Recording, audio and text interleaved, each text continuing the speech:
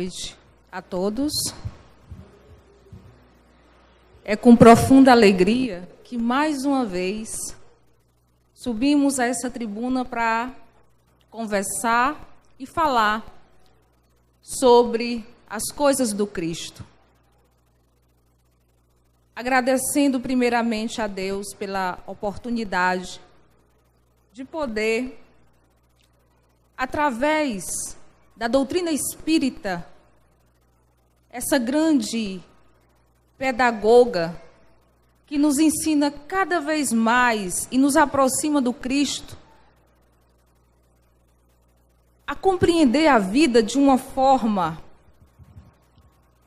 em que possamos nos sentir balsamizados pelo amor de Deus.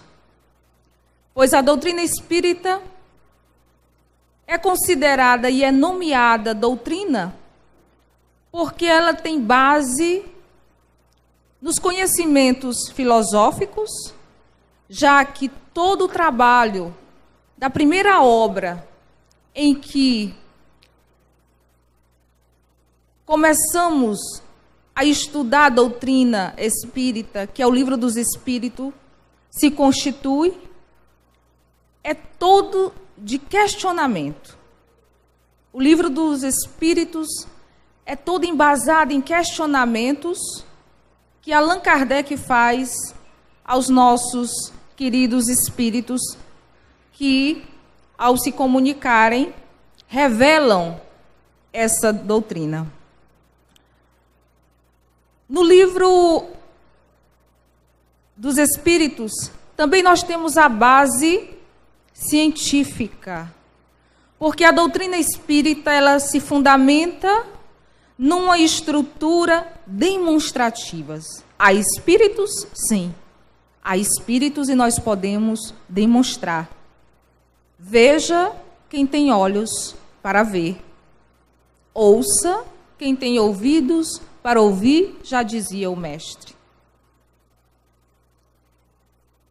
Além da base filosófica e da base científica, nós temos a base religiosa. Porque nos ligamos. Religião significa religare. É uma religação, é um laço que nos possibilita nos ligar com essa divindade que denominamos Deus. Porque não existe nenhum efeito sem causa. E todo efeito inteligente há uma causa inteligente. Eis o princípio fundamental para acreditarmos e conhecermos Deus. Porque se existe um efeito inteligente, é porque há uma causa inteligente. No livro Missionários da Luz, de André Luiz, psicografado por Chico Xavier, nós temos uma passagem que, pela necessidade da nossa fala de hoje, caridade para com os criminosos, achamos conveniente trabalhar essa fala. No capítulo que se intitula Intercessão.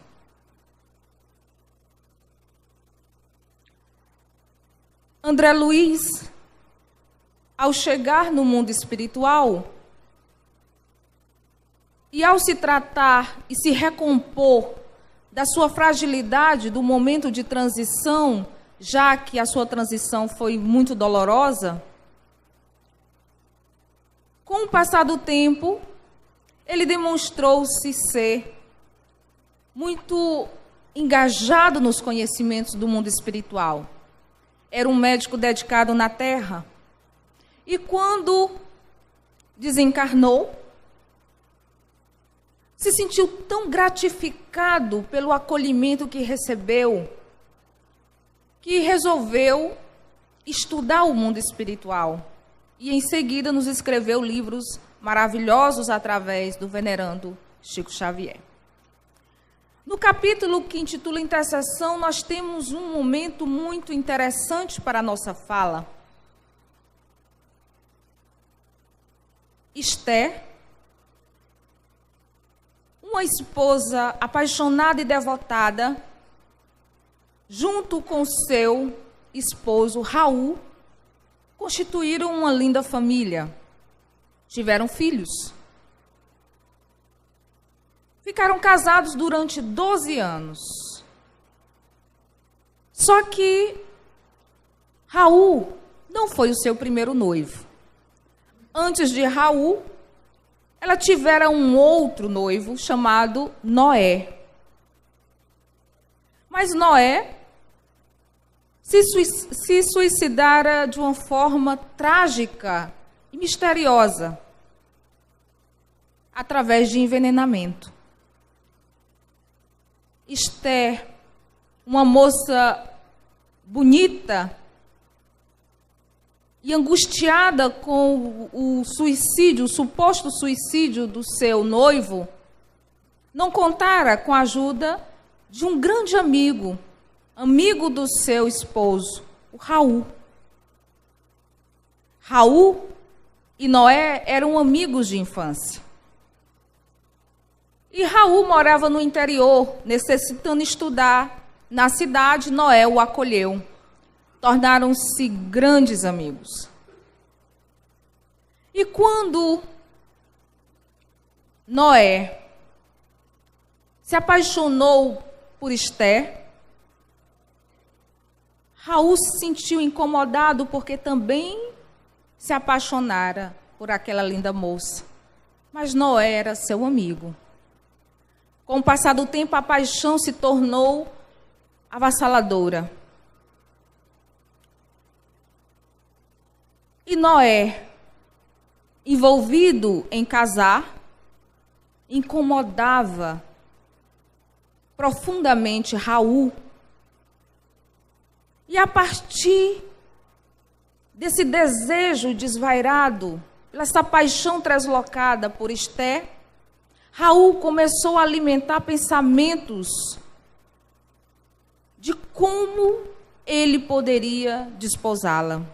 Como ele poderia, já que Esther era muito ética, jamais ela ia permitir um relacionamento extraconjugal, principalmente com um amigo de infância.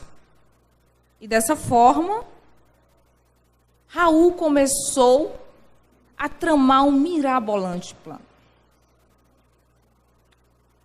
Ele começou a tomar em doses pequenas veneno. E assim o seu corpo se acostumara com aquela substância deletéria. E num belo dia, convidou o seu amigo de infância, Noé, para tomar um vinho. Colocou o veneno na garrafa. Mas como seu corpo estava imune com as doses, ele até chegou a beber um pouco, dizendo: olha que esse é do bom. E o seu amigo tomou o veneno e foi crucial. Nos exames, quando se questionava a possibilidade do homicídio, fizeram o exame nos nossos colegas e nada ocorreu. Porém, no nosso amigo Noé, foi fulminante.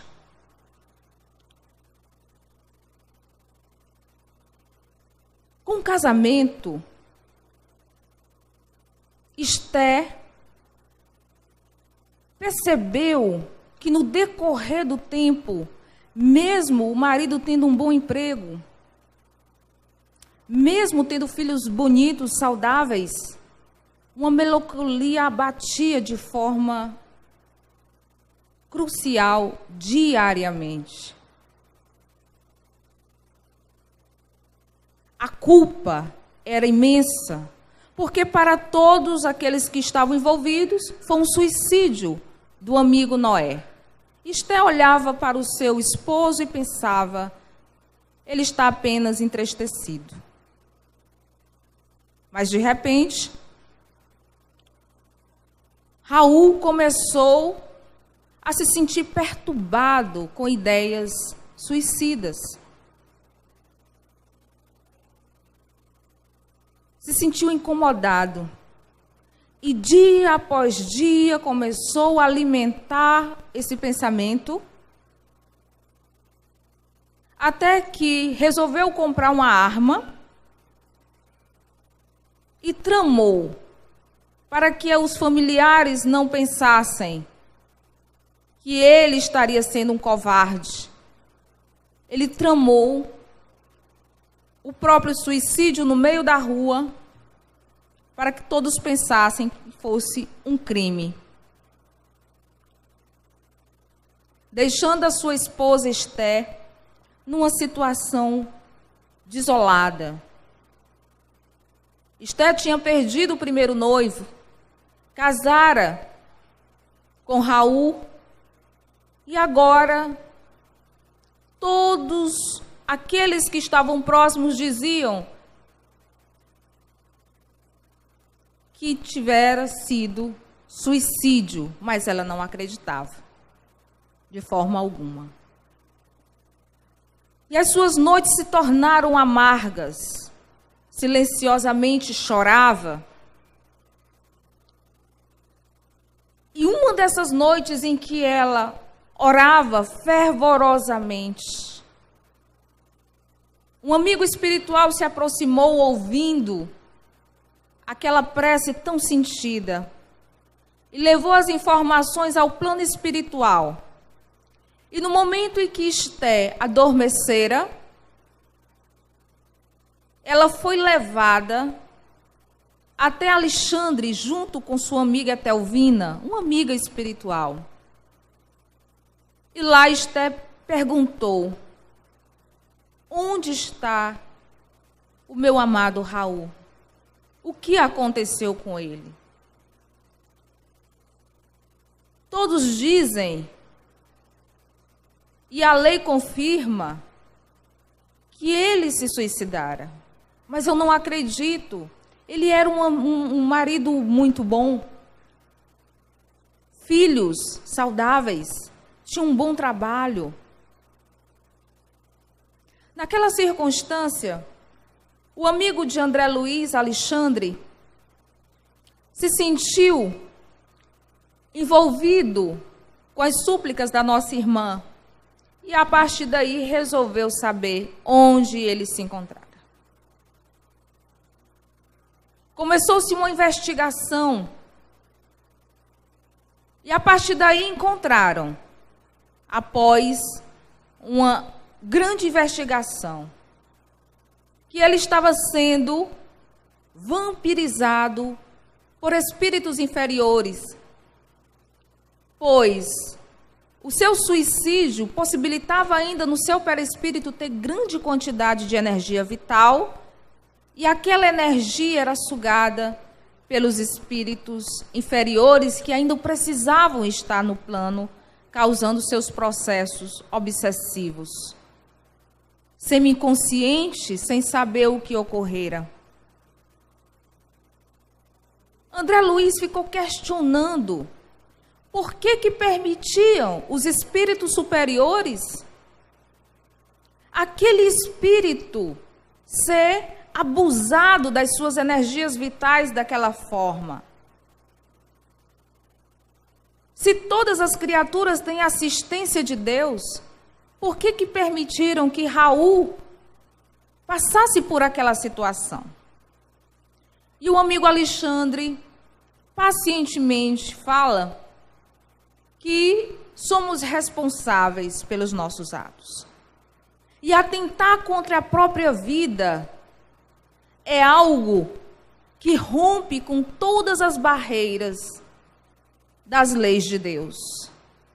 E que naquele momento o sofrimento era um grande pedagogo para aquela alma rebelde.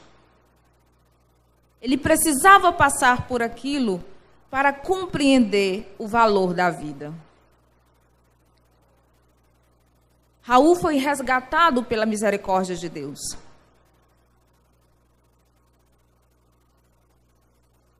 E após alguns dias sendo tratado,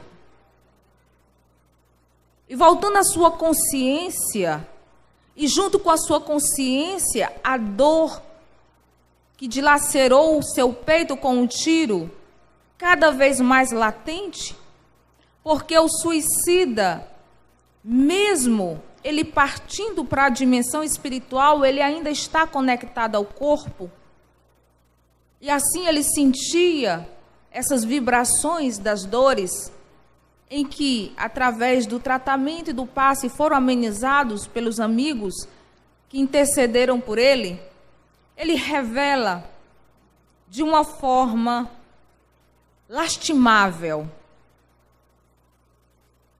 todo o seu ato de traição para com seu amigo Noé, em que,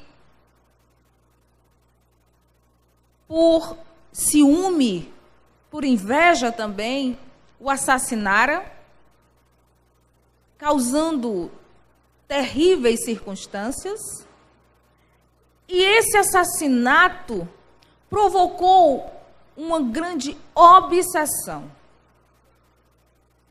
Todo o seu pensamento de autodestruição, o pensamento de Raul estava vinculado à obsessão do mal que ele tivera feito a Noé, levando assim Raul a fazer o crime. Após esse encontro entre Raul e Alexandre,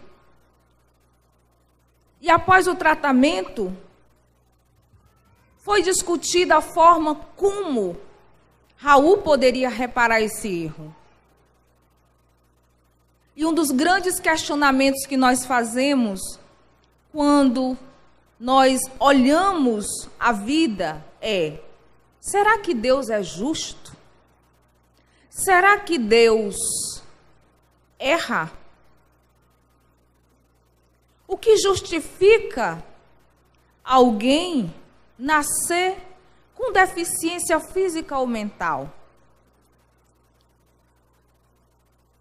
E essa resposta nós podemos encontrar justificando a lei de ação e reação, que quando atentamos contra a nossa própria vida, nós nos desorganizamos energeticamente. E essa desorganização, ela nos provoca uma necessidade de reparação.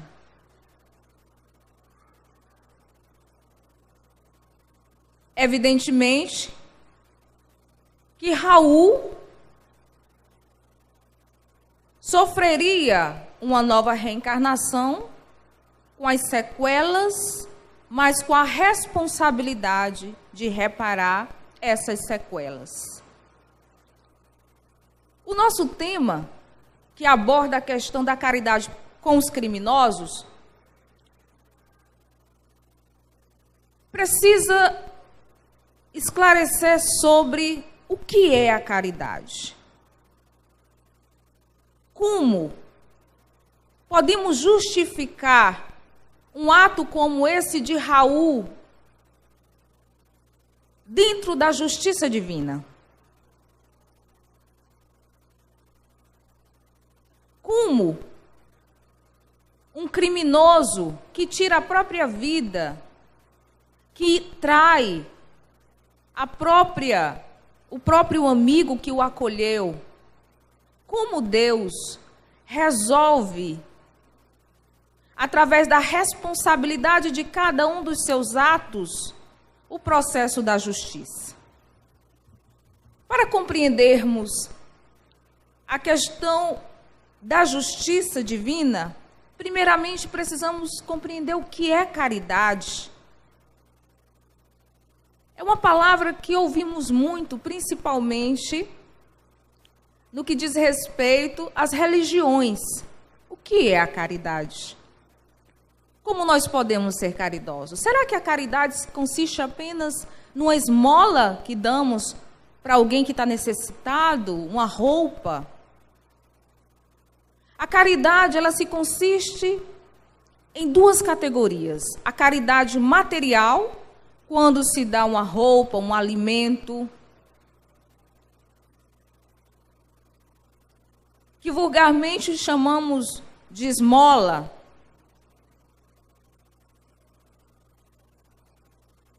Mas mesmo quando nós doamos o material, nós não podemos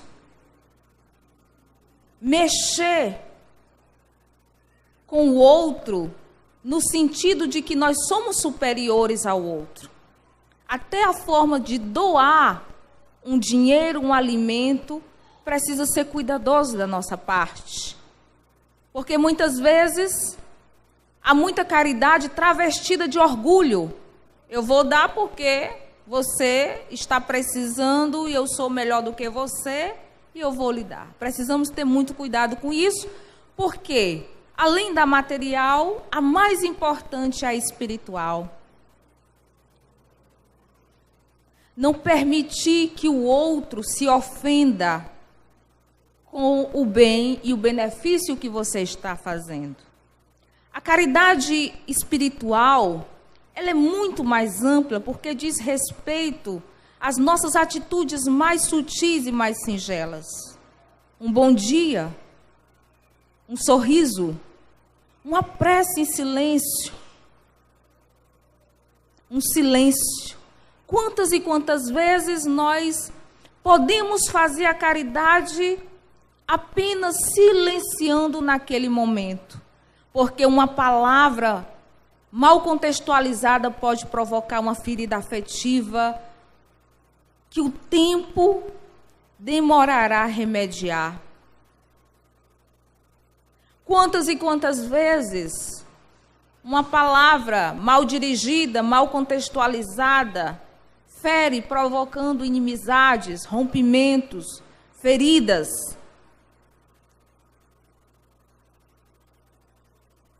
Perguntaram a Kardec o que seria a caridade. E Kardec respondeu: benevolência para com todos, indulgência com o teu próximo, ou seja, não aponte os defeitos do outro, não julgue, busque compreendê-lo, e perdão das ofensas. Se queres ser caridoso, pratique essas 3 máximas: benevolência, indulgência e perdão das ofensas. Que assim conecta tanto a material quanto a espiritual. Toda atitude que busca o bem do próximo é caridade. E toda forma de caridade é amor. E como nós podemos ter caridade para com os criminosos? Como podemos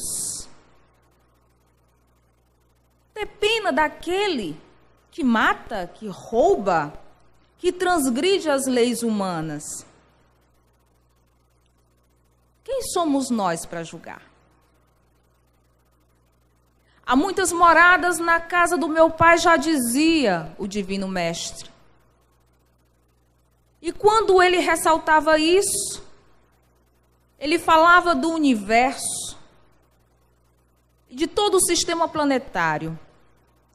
E dentro da categoria do nosso sistema planetário, o planeta Terra é um planeta ainda que se caracteriza de uma inferioridade. É um planeta de provas e expiações. E o mestre dizia que haverá prantos e ranger de dentes. E ninguém sairá sem pagar o último ceitil. O planeta Terra se caracteriza como o planeta de provas e expiações. O que significa?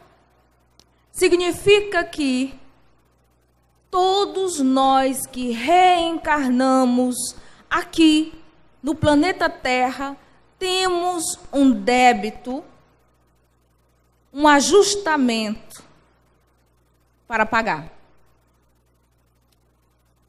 Todos nós viemos para reparar erros. Quem somos nós para apontar o erro do outro? Quem? Se todos nós temos os nossos débitos de inferioridade que estamos, através do nosso sofrimento, purgando essas energias através do trabalho, através das lágrimas, modificando essas energias deletérias.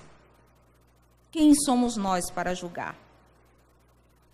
Quando levaram aquela mulher adúltera ao Cristo, perguntaram o que iam fazer com aquela moça, com aquela adúltera. E o Cristo sentou e começou a escrever no chão.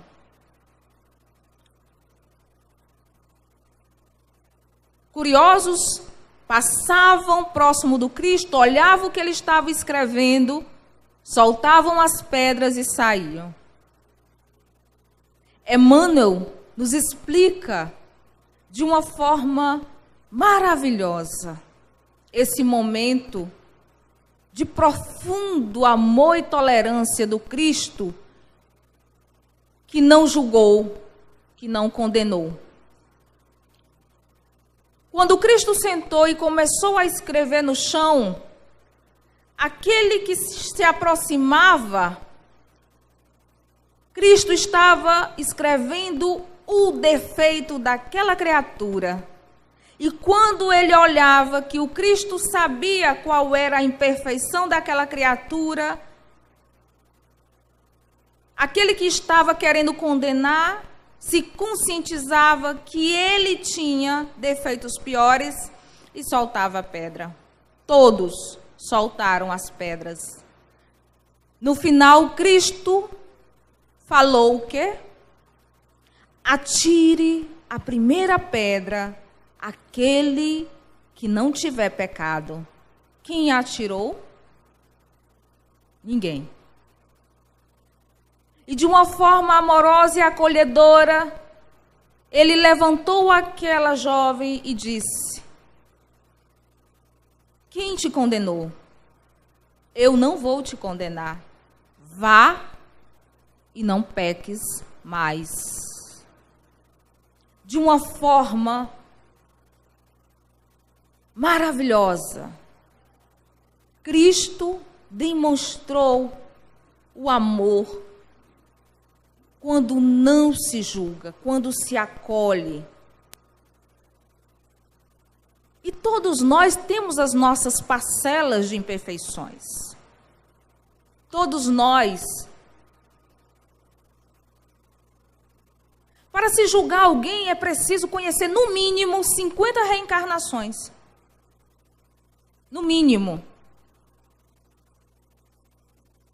Porque esse ato que se está fazendo agora, muitas vezes não nasceu apenas de uma vontade, mas de toda uma circunstância de causas e efeito. Porque nós estamos submetidos às leis de causa e efeito. E o que significa então essa lei de causa e efeito? Significa que o mal que provocamos, a atitude que provocamos, tem uma resposta reativa das nossas ações.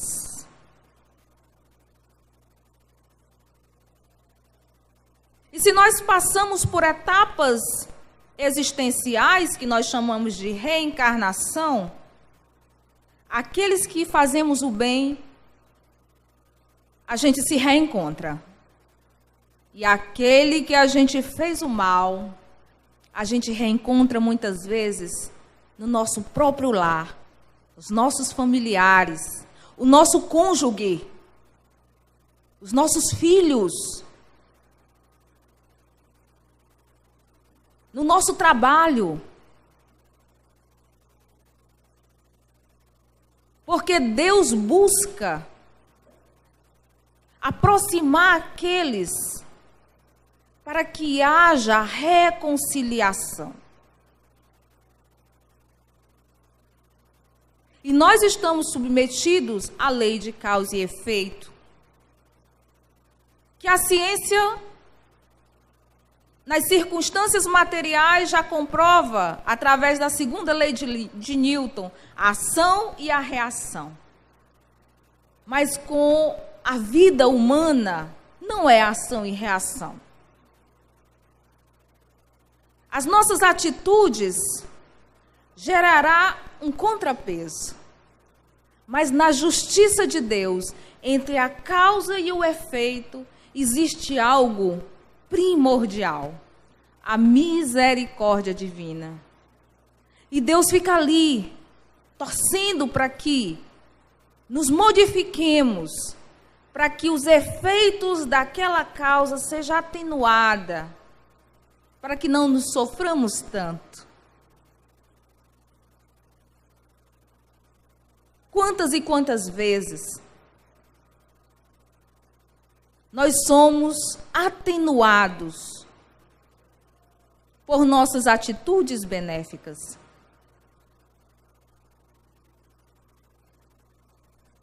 Diante dessa circunstância, a misericórdia divina, ela interfere, analisando as nossas atitudes. Mas rebeldes que somos, não damos ouvidos. E aí, quando nós matamos pela espada, a espada precisa chegar para sentirmos o valor da dor do outro. E dentre todas as circunstâncias de transgressão da lei de Deus, existe uma que nós não imaginamos que seja um crime. A falta de fé em Deus é um dos maiores crimes que fazemos em relação a Deus. Como podemos negar a vida? Como podemos negar os benefícios? Como podemos negar a misericórdia? Como podemos negar o amor reparador de Deus? Porque Deus não nos deu o mal. Nós, que através do livre-arbítrio que Ele nos concedeu, nós causamos um mal a nós mesmos. Mas Deus nos dá a responsabilidade de reparar. Porque a dor é uma bênção que Deus envia aos seus eleitos. Não nos afligemos pela dor. Porque Ele nos marca. Pois é através dela, essa grande pedagoga, que buscamos a nossa evolução e o nosso melhoramento. Que assim seja, graças a Deus.